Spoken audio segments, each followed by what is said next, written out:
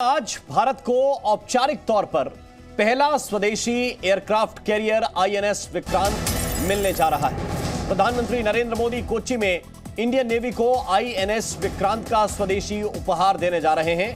जी news पर आप इस ऐतिहासिक लम्हे की सबसे बड़ी कवरेज भी देखेंगे, लेकिन इसी कड़ी में हम आपको भारत के कुछ ऐसे स्वदेशी हथियार भी दिखाएंगे जो दुश्मन का पसीना छुड़ाने के लिए काफी हैं। इनमें से कुछ हथियार भारत बना चुका है और कुछ इस साल बनकर तैयार भी हो जाएंगे। रक्षा क्षेत्र में भारत की ये आत्मनिर्भर उड़ान भविष्य की चुनौतियों के लिए काफी महत्वपूर्ण होने जा रही है। प्रधानमंत्री नरेंद्र मोदी आज नेवी को सौंपेंगे।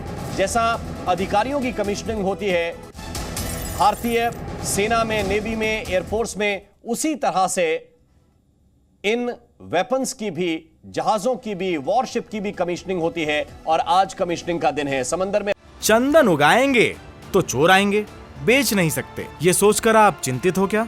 अगर 130 करोड़ में चंदन उगाने वाले आपको सिखाएं तो? भारत की नई शक्ति है ये भारत का स्वदेशी विक्रांत। भारतीय नौसेना के लिए आज का दिन ऐतिहासिक है। देश का पहला स्वदेशी एयरक्राफ्ट कैरियर है आईएनएस विक्रांत और प्रधानमंत्री नरेंद्र मोदी नेवी को समर्पित करने जा रहे हैं आईएनएस विक्रांत। एक तरह से इसको कहा जाता है कि चलता फिरता शहर है। भारत का एक किला है जो समंदर में तैर रहा है और आईएनएस विक्रांत की क्या खूबियां हैं ये भी हम आपको विस्तार से बताएंगे। लेकिन ये तस्वीरें आप जब देखेंगे तो आपको भी गौरव होगा कि ये जो एयरक्राफ्ट कैरियर है इसका तकरीबन 76% हिस्सा जो है वो स्वदेश में ही बनाया गया है, अपने देश में बनाया गया है। 1999 को विशाल एयरक्राफ्ट बनाने का प्रस्ताव सबसे पहले आया था, क्योंकि इससे पुराना जो आईएनएस विक्रांत था उसको रिटायर किया गया था। अटल सरकार ने इस प्रोजेक्ट को 2002 में मंजूरी दी थी। आईएनएस विक्रांत पर कब क्या हुआ ये आपको जानना चाहिए। इसके बाद कोचीन शिपयार्ड लिमिटेड कंस्ट्रक्शन इसका वहां पर शुरू हुआ और कंस्ट्रक्शन 2002 में जब ये अप्रूव हुआ इसके बाद से ही शुरू हो गया था। भारत ने वॉरशिप ग्रेड स्टील बनाया है, अपना बना हुआ स्टील है।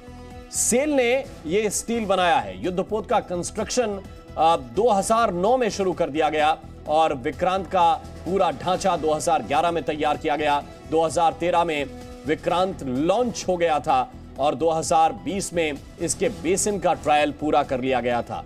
पहली बार समुद्र में इसको उतार दिया गया 2021 में और आज भारतीय नेवी में इसका कमीशन होने जा रहा है। और आज का दिन बहुत ही ऐतिहासिक है क्योंकि आज से ये जो आईएनएस विक्रांत है, जो चलता फिरता किला, चलता फिरता एक तरह से शहर है, वो समंदर के अंदर भारतीय नौसेना में औपचारिक तौर पर शामिल होगा। कमीशन इसका हो जाएगा।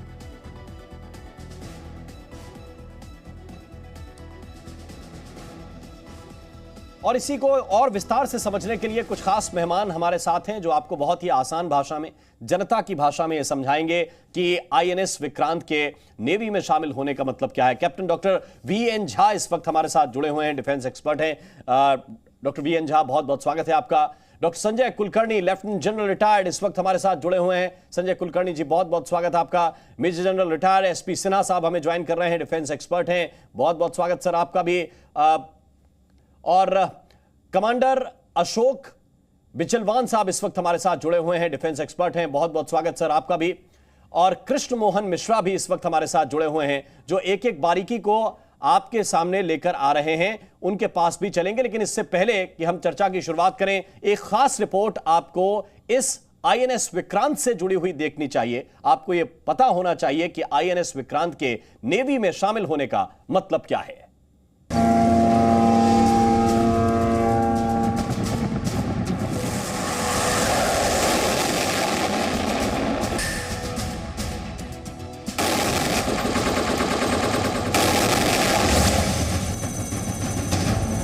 सितंबर का दिन कई मायनों में भारतीय नौसेना के लिए ऐतिहासिक होगा।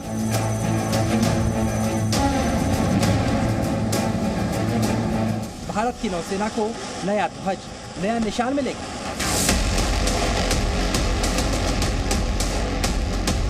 जिससे भारतीय नौसेना की औपनिवेशिक अतीत की परछाई पूरी तरह से मिट जाएगी।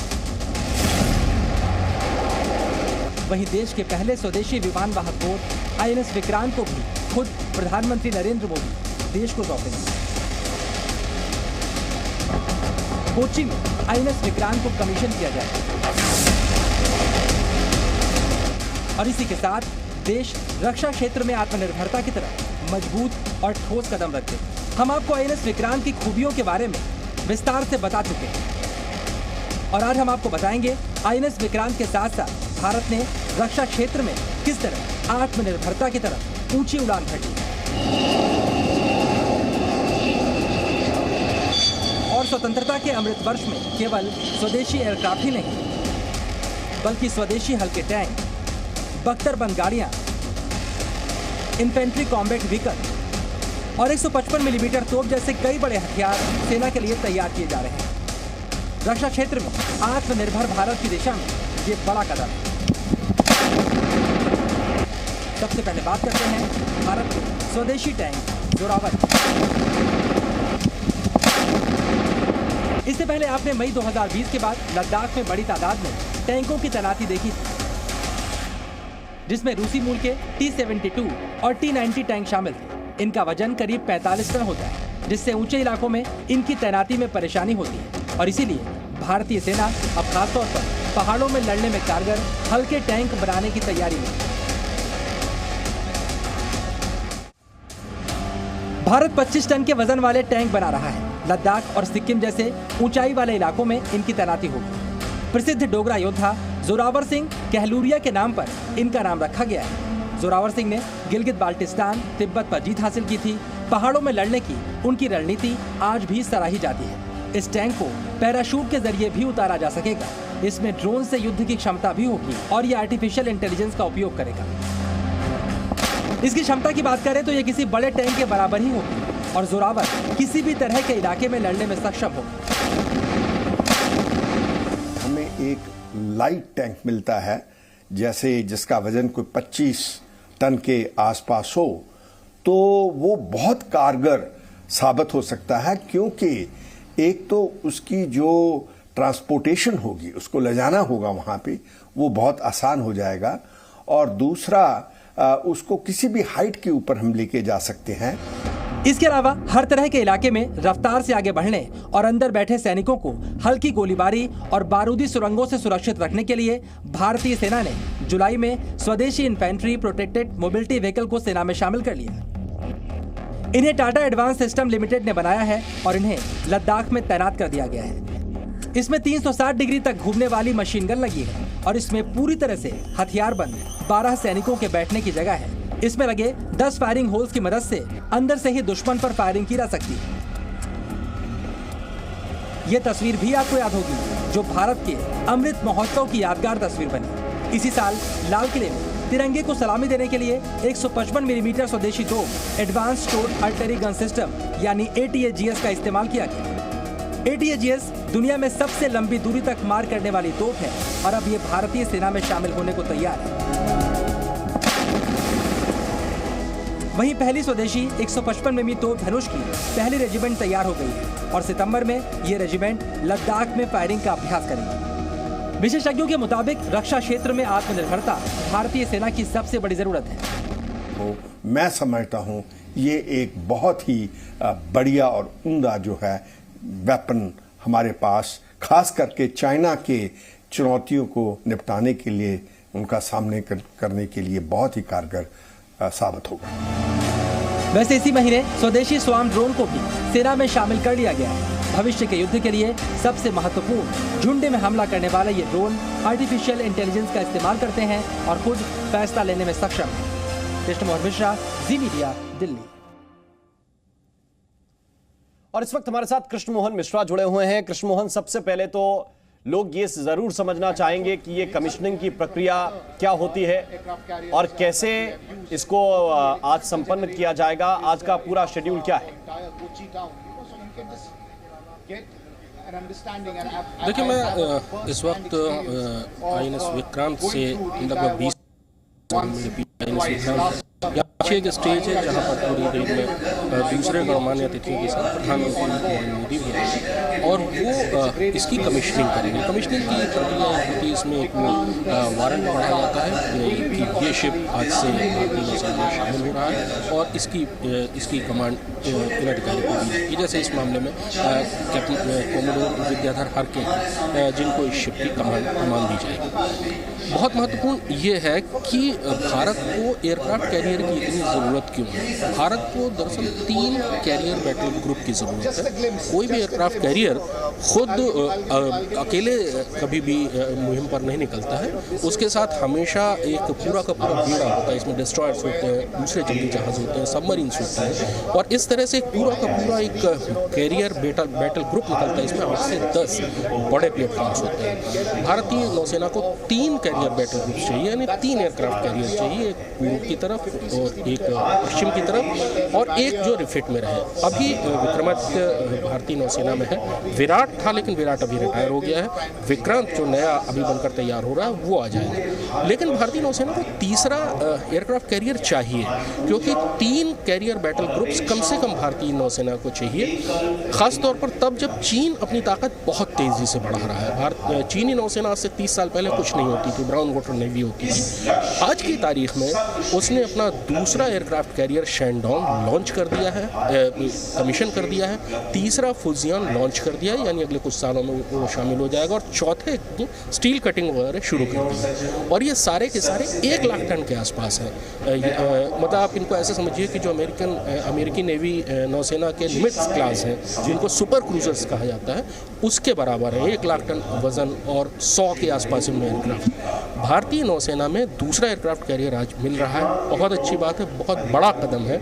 स्वदेशी एयरक्राफ्ट कैरियर बना लेना। दुनिया में 5 देश ऐसे माने जाते हैं जिनके पास ये ताकत है कि वो अपना एयरक्राफ्ट कैरियर बना सकते हैं, लेकिन तीसरे एयरक्राफ्ट कैरियर की तरफ भी बहुत तेजी से आगे बढ़ना बिल्कुल भारतीय नौसेना को पॉइंट उठा रहे हैं कि आगे भी जरूरत है और तेजी से इस कदम को उठाने की जरूरत है। 1997 में रिटायर हुआ था आईएनएस विक्रांत, पुराना आईएनएस विक्रांत, और इसके बाद 2022 में एक बार फिर से कमीशन हो रहा है। हमारे साथ इस वक्त संजय कुलकर्णी साहब हैं, लेफ्टिनेंट जनरल रिटायर। जनरल साहब, ये सवाल बहुत अहम है कि आईएनएस विक्रांत के आने के बाद समंदर के अंदर भारत की ताकत में कितना इजाफा होगा, क्योंकि हम ये जानते हैं कि 1997 में एक पुराना जहाज जिसको 1960 में हमने ब्रिटेन से लिया और उसके साथ जब हम 1971 की जंग में गए तो उसको कितने जो है वीरता के मेडल मिले, महावीर चक्र मिले, और पाकिस्तान के अंदर उसका कितना खौफ था कि पाकिस्तान आगे बढ़ने की जुर्रत समंदर के रास्ते नहीं कर पा रहा था क्योंकि उसको मालूम था कि भारत के पास आईएनएस विक्रांत तैनात है।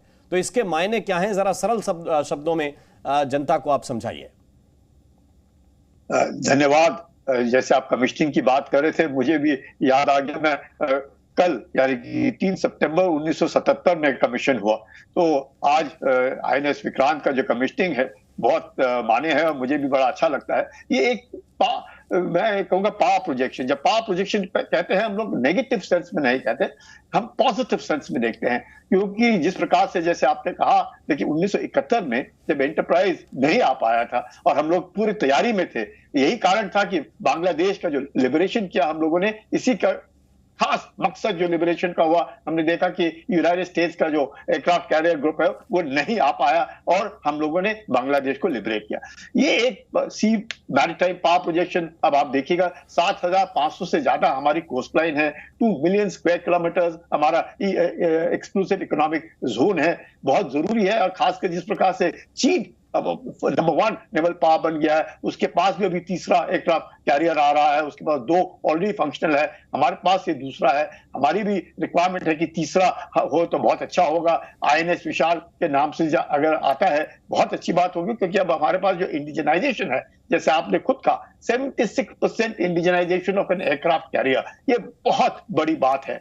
30 हवाई जहाज, इसके ऊपर से किसी वक्त 45,000 टन का डिस्प्लेसमेंट जो है, और पूरे विश्व भर में चाहे अमेरिका ही है जिसके पास 1 लाख टन का डिस्प्लेसमेंट है, 100 एयरक्राफ्ट है, अमूमन पूरे विश्व भर में तकरीबन 45 से लेकर के 60,000 टन के डिस्प्लेसमेंट है, 40 और एयरक्राफ्ट कैरी करते हैं। हमारा जो है 45,000 डिस्प्लेसमेंट है, 30 एयरक्राफ्ट हम कैरी करने की काबिलियत रखते हैं।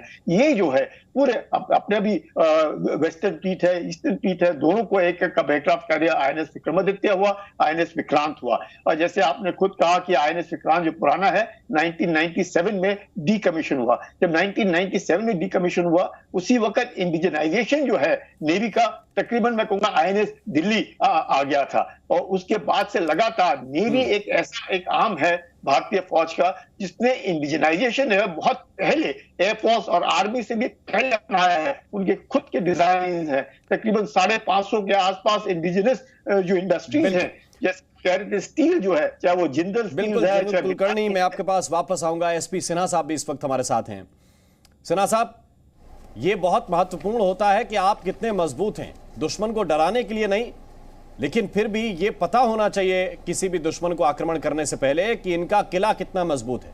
और समंदर में आपके कितने किले मजबूत हैं, ये बहुत हद तक एक तरह से एयरफोर्स पर और नेवी पर भी निर्भर करता है कि वो कितनी मजबूत नजर आ रही है, ऑन पेपर भी और समंदर के अंदर भी। तो ये जो INS विक्रांत है आज कमीशन हो रहा है, नेवी के लिए कितना खास है? बहुत खास। सबसे पहले तो माननीय प्रधानमंत्री जी को बधाई, रक्षा मंत्री जी को बधाई, इंडियन नेवी को बधाई। जो माननीय प्रधानमंत्री जी ने आत्मनिर्भर हिंदुस्तान सेना की, हिंदुस्तान का और हिंदुस्तान सेना के लिए इसकी कल्पना की थी, वो आज साकार हो रहा है। आज एक बहुत ऐतिहासिक दिन है इंडियन नेवी और भारत के इतिहास में। जब ये इतिहास ठीक से लिखा जाएगा तो ये स्वर्ण अक्षरों में लिखा जाएगा कि हिंदुस्तान ने पहली बार, रिपीट करता हूँ, पहली बार एक इंडिजिनस एयरक्राफ्ट कैरियर बनाया। अब कुछ इसकी खासूसियत मैं बताता हूँ। ये लार्जेस्ट वॉरशिप है जो कि हिंदुस्तान ने बनाया। 45,000 टन्स का कैपेसिटी ये रखता है और इसका जो 262 मीटर लॉन्ग है, 15 स्टोरीड हाइट ये मल्टी स्टोरीड ये एयरक्राफ्ट है। और एक यदि फ्लाइट डेक की बात करें तो उसको 2 फुटबॉल फील्ड का साइज का ये जो फ्लाइंग डेक है और ये इस्तेमाल कर रहा है स्टोबार कन्फिगरेशन। और ये तो हुआ इसके टेक्निकल इश्यूज। अब मैं आता हूँ कि क्यों ये महत्वपूर्ण उपलब्धि है और क्यों ज़रूरी था। देखिए, हमारा जो कोस्ट लाइन है वो कोस्ट लाइन है 7,516 इंडिया का कोस्ट लाइन है। इसको सुरक्षित करने की ज़रूरत है। चीन के पास 355 शिप्स हैं इंक्लूडिंग सबमरीन्स और हमारे पास 150 शिप्स हैं इंक्लूडिंग सबमरीन। तो डिफरेंस है। तो यदि हमको 7,516 किलोमीटर कोस्ट लाइन को डिफेंड करना पड़ेगा तो हमको एक फ्लोटिंग किला चाहिए जो कि सी में ये जो एयरक्राफ्ट कैरियर क्या है, ये फ्लोटिंग किला है जिस पर फाइटर जेट लैंड कर सकते हैं, हेलीकॉप्टर लैंड कर सकते हैं। तो ये अच्छा, उसका मकसद क्या है? मकसद ये है कि यदि हम अपने क्रिटिकल लाइंस ऑफ कम्युनिकेशन को, सी लाइंस ऑफ कम्युनिकेशन को सिक्योर करना चाहते हैं, यदि हम चाहते हैं कि हमारा इंडियन ओशन रीजन सुरक्षित रहे, हम चाहते हैं कि इंडो पैसिफिक रीजन सुरक्षित रहे, हम चाहते हैं किलों की भी जरूरत है। कमांडर अशोक बिजलवान साहब भी हमारे साथ हैं। बिजलवान साहब, नेवी की भाषा में इसको आप कैसे देखते हैं, कैसे समझाएंगे कि कितना महत्वपूर्ण था एक INS जो रिटायर हुआ 1907 में, उसके बाद 2022 में इसका कमीशन होना? एक बहुत महत्वपूर्ण कदम है क्योंकि इसका जो कंसेप्शन था वो पिछले विक्रांत के डीकमीशनिंग के बाद हुआ है। ये इनफैक्ट एक कंटिन्यूअस प्रोसेस होना चाहिए, ये ओवरलैप होना चाहिए कि जब तक आपका एक एयरक्राफ्ट कैरियर डिकमीशन हो रहा है उस समय तक आपका दूसरा एयरक्राफ्ट रेडी हो जाना चाहिए कमीशनिंग के लिए। तो वो जो ये गैप्स हैं इनको हम देख रहे हैं और हमने पहले भी देखा है। और जैसा जन कुलकर्णी ने बोला कि हमें कम से कम एक और एयरक्राफ्ट कैरियर की जरूरत है ताकि हमारे पास 2 एयरक्राफ्ट कैरियर हमेशा ऑपरेशनल रेडीनेस में रहें।